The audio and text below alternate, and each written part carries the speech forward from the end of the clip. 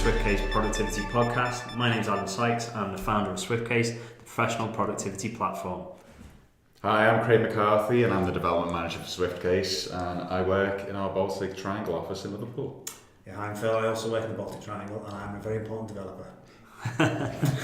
So today we've been asked a lot recently about chatbots. So they've been around a while, but they're coming into the public conscious and people are asking us what's a chatbot and big how can news, it help me? Yeah. So I suppose let's kick off on, let's explain what is a chatbot. Well, in my estimation, it's a automated version of human, verbal or textual interaction. Basically, that's mine. So it's basically a thing on the screen that talks to you, isn't it? Yeah. Exactly. So it's something where you can talk back and forth. Either if you want to be clever, you can actually talk to it, or maybe you type to it and it types back to you. Imagine you were talking to your friend on WhatsApp. Except it's not your friend, it's a robot. Yeah. Instead, it's a machine. Your robot could be your friend in the future. That's true. Yeah. Be your only friends. Maybe that's another episode. So basically, it allows people to converse with a computer and give them information or take information from you in order to do something that you want to do. Really, I suppose, like you could order your dinner from a chatbot, arrange a parcel delivery. One of the interesting ones I've seen recently actually is a chatbot that kind of keeps an eye on your budget for the month. Okay. Oh, really? And it says things like, we see you're spending X on pizzas this month, and you Do try and cut them down. Do you have to tell explicitly what you bought? Hook into your bank. I think it might hook into your bank. That's quite cool. Which is pretty It's cool. one-sided chatbot. Yeah. Does it tell you how much you spent on chatbots? Well, it says things like, we notice you've got your Spotify subscription. Are you still using this? And you say yes, and they go like, oh great, okay. And if you go no, it says, do you want me to cancel that for you? Okay, that's very good. Yeah, really cool stuff. And how does it authorise? I'm not too sure. Yeah.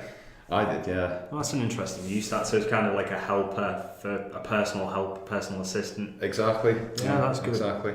Okay. I think businesses are starting to wake up to these now. Well, maybe that's part of the solution to the NHS. From the last podcast we did, there's a lot of secretarial work there that required dictation. Yeah. So even though Siri, in my experience, is not quite there. I don't know, you Android users using OK Google and Bixby. Maybe their no one uses Bixby. Yeah. Maybe their text to speech is better than Siri, but when I'm dictating messages, or in fact my father-in-law's got Parkinson's and he sometimes has to dictate, they can be really quite accurate. Yeah. So maybe that is part of the automation. Yeah, it's certainly moved on a long time since the old days of like drag and dictate and simply speaking. I remember my wife's, I think it's my wife's uncle. He's from Newcastle, and he was trying to set up this chat dictation software, and it says sorry when he got through like hours and hours of training. Sorry, this is for English speaking people only. So I think we've moved on a lot since then, and things are a lot better. But I suppose that's more about like natural language processing, and I suppose that's a different area. I suppose chatbots can be as complex as they could be implemented through something like Alexa or Google Home or something where you speak to it. But I suppose the chatbot itself would not necessarily be the talking part. That's more like like I said, natural language processing, how you convert voice into an actual command. I suppose we could do another episode on that, really. Yeah, definitely. Like use of voice activated software and so on, and how that can help people, especially as well with accessibility issues as well. Doing an interesting sort of angle on that. But I suppose with chatbots, we've had one recently, haven't we? One of our customers, they book appointments, don't they? So yeah, they book inspections to go out and perform a job basically. And their way of working at the moment, whereas it's been quite optimized really, which people can book online, which is great, but they might have to fill forms or send things through via API and so on. But if they need permission to go out and actually get this job booked with a customer, they usually have to ring them up. And I don't know about you guys, but whenever I get a Don't answer call the phone. from a random phone number, I tend to, Yeah, to just PPI. leave it. Yeah. Pension review. Yeah. You don't tend to trust it. Whereas if I got a text from one of these services saying, click here to submit the information or to chat to chatbots, sort of thing, I'd definitely do it because I can do it on my terms. Yeah, exactly. There's no performance involved, is there? Exactly. There's no pressure to respond instantly. If you need information, like if someone rings me and asks me for information, I would probably go into a flat spin trying to look for it. I haven't got it to hand. And really, you just kind of get paralysed by that performative aspect of it. With the text message, it's literally, I'll do that later. I'd always feel like someone's trying to sell me something as well when someone rings up. So you're being conned, like you're in the midst of like a hypnotist sort of. Yeah, it's not you're not in control, are you? They've got the control because they called you at a time that wasn't necessarily convenient for you. And when it's you get to choose when you're going to respond. Yeah. You're in control, aren't you? And I suppose that makes the whole process more customer focused, doesn't it? Because the customer's in control of when they respond. Like they want to do it at night, or people are busy, people are in work. The trouble, I suppose, one of the big issues for this client is that they've got staff who are in work in the day trying to ring other people who are in work in the day to arrange something when no one's there. So then they get a lot of answer phones. They've got to ring back 3-4 times before they get hold of someone. It's just more additional admin, isn't it? It's like just wasting time. Whereas they could send an email or a text message once, put a link on it, chat to someone. And the other benefit is with the chatbot, I suppose, is we're saying it's a robot, but it people don't necessarily know it's a robot. It can be good enough so that people you're not.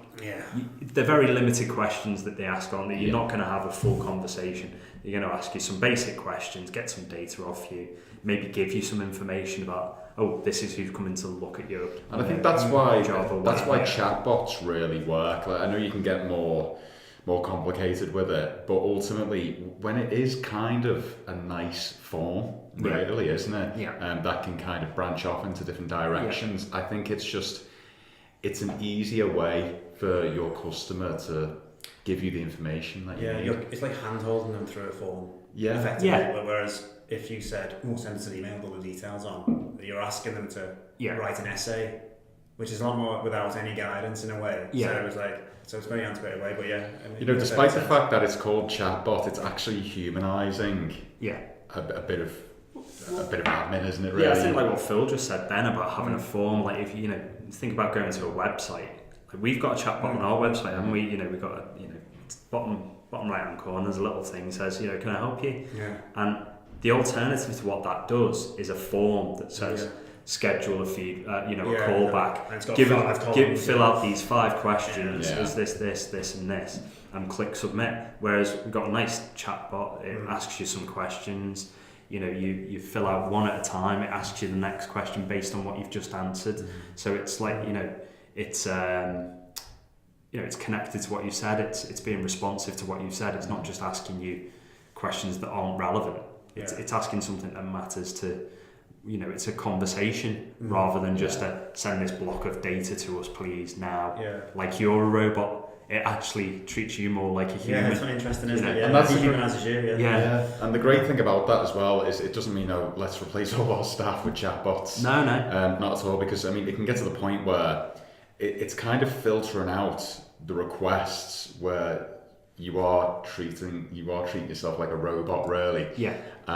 Ultimately, if something goes wrong with that chat, or it gets to a point where you do need a human to get involved for the more complex bits, really, obviously you can direct them to them. I suppose it's a key thing as well. Is like people get concerned about technology, like if they're going to get left behind. People are, don't want to categorise older people as being the only people who have difficulties with technology, but that people feel digitally excluded as things move towards apply online. Now it's like, we can't even speak to someone, you've got to have a chatbot. Well, actually, because they're taking over the repetitive nature of things, it frees up your resources to, if you actually do want to give a more personalised service, you spend more time with those people and still overall be more efficient. It's another avenue, isn't it, really? Like the customer's happy because ultimately if they want to get seen quick and get the information there quicker, they can. whereas the people that actually want to talk, they're not going to to real queue people. for 20 minutes. Exactly.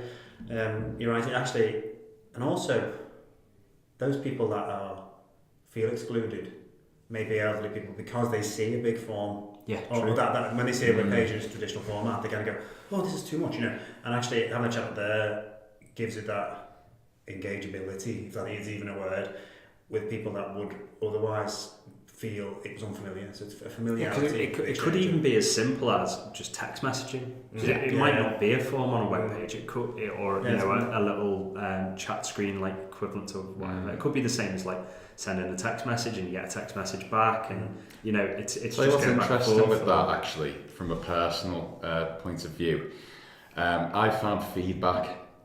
If I get emailed something that says, oh, please give us some feedback, I tend to ignore it.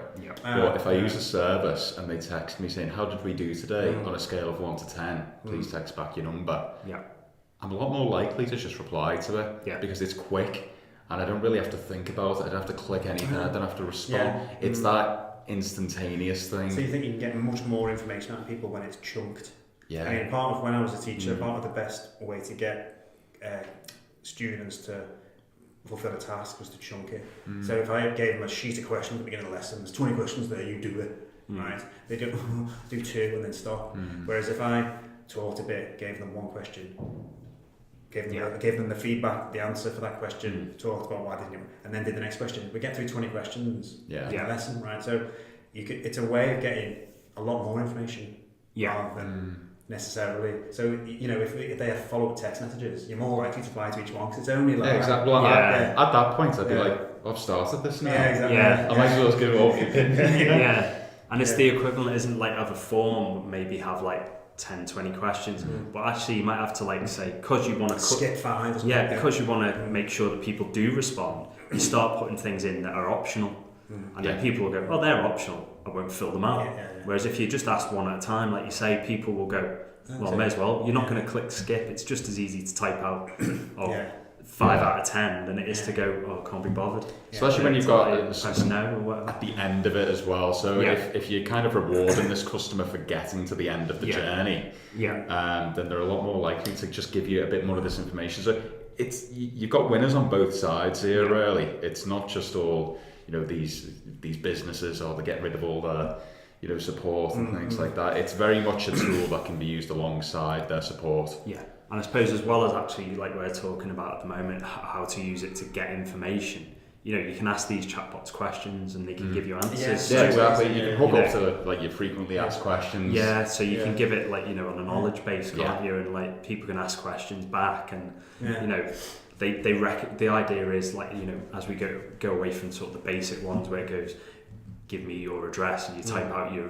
postcode or whatever, you could say, oh, I'm not in on Tuesday, and it would recognise you've said, oh, I'm not in on Tuesday, and like in the wrong place. And instead of just going error, it can go, oh, we'll ask you that later or something. But, you can have more humanised response to a form. You see that kind of thing in a lot of the messaging services now as well, specifically around times and money.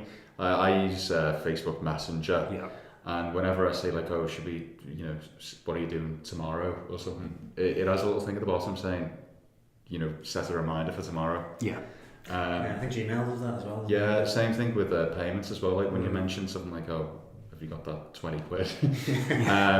It'll say something at the bottom like, pay this person. And it's just little small things, but interesting. So I suppose like once you get someone onto a path of technology like that, it opens it up to other things being integrated. So on a phone call, you can speak to them, and also you've got to type it out again. So you've got a data entry issue, like you're listening to someone, you're typing it out, but you can't really integrate a phone voice call with something. You can have like say one to do this or tell a short thing, but you can't like have other things appear and links appear and stuff that you could with the chatbot, can you? So especially since it does open you up to other features. Yeah, and I mean we live in this instant world now. Like I won't bore you with all the stats and things, but ultimately people want things now, and if they don't do it now, they're probably not going to do it later.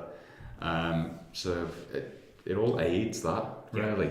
I think the feedback is what I think we were saying this before last week actually, that waiting isn't a problem. It's being given information about the wait You know, so like if they say you've got 5 minutes and that information about the 5 minute wait is accurate, then you're more likely to completely tolerate it. Yeah. And also, what I was thinking was that the archaic nature of the mouse pointer, that's, we just kind of realised no matter how good it was as an invention, it's really slow, cumbersome for doing things like filling out forms, isn't it? Yeah. Like if you've got to click something, drop down, and click that, and then click submit. If you're texting, it's second nature now. It's like talking. Yeah, definitely. Whereas it still always feels like an inefficient input method. Yeah. Great. And that's probably why. Yeah. So I think we covered quite a lot there about how chatbots, you know, they can make your business more efficient and get information, give you, you know, make you more customer focused, make, you know, almost humanize your service and allow you as well to focus your attention on, you know, the clients that need that extra bit of help, and really help you to become more, you know, improve your customer service, give people another option on their terms. So I think that's been great. So thank you everyone for tuning into the SwiftCase Productivity Podcast. Hopefully you check us out next time. And if you've liked what you heard, then subscribe below and check out our social media channels as well, at SwiftCase UK on Twitter. You can find us all on LinkedIn, Adam Sykes, Craig McCarthy and Phil Whitby. And check out our website for more information about SwiftCase if you're interested. It's swiftcase.co.uk. Yeah, and if you got any feedback for us about what we've been talking about, please leave a comment below. Oh, you could even go and talk to our chatbot. Yeah, please do. Yeah. Great. All right. Thanks everyone. See you next time.